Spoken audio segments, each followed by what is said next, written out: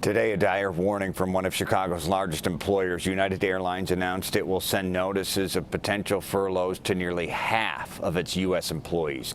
CBS 2 investigator Megan Hickey joins us from O'Hare with more on the local impact. Megan, we're talking roughly 36,000 jobs at stake.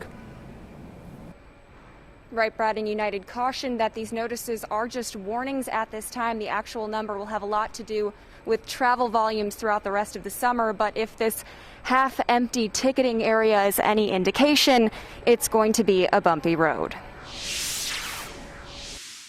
Today is a devastating day for the United pilots. Today, the United Pilots Union received furlough warnings for 2,250 of their pilots. The Union for Flight Attendants received another 15,000.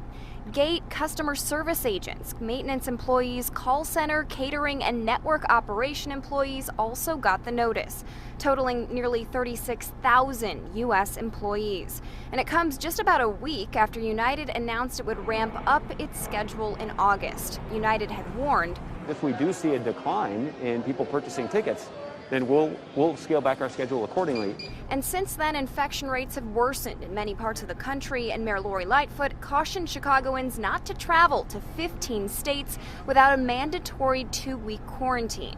The final number of furloughs will depend on travel demand and how many of United's 95,000 employees take advantage of unpaid leave and early retirement programs. We have time between now and October 1st, and we hope to have the details finalized very soon.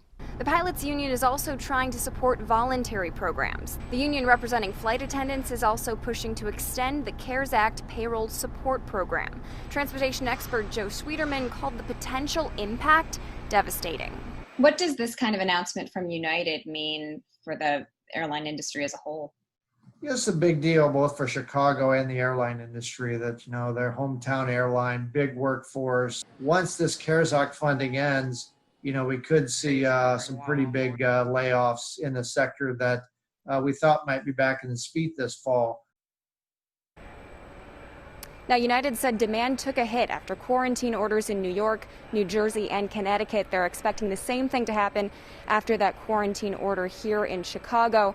Right now in August, United is planning to operate at about 35% of their planned schedule.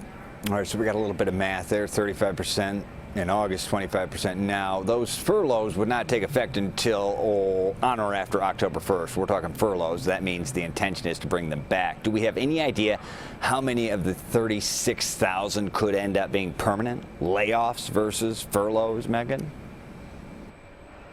That's certainly a question that those roughly 36,000 employees would like to have answered. In the letter, United repeatedly uses the term involuntary furloughs, does not talk about terminations, about firings, and it's hard to see how you would lose about half of your workforce, and that would be all involuntary furloughs, that would not be permanent.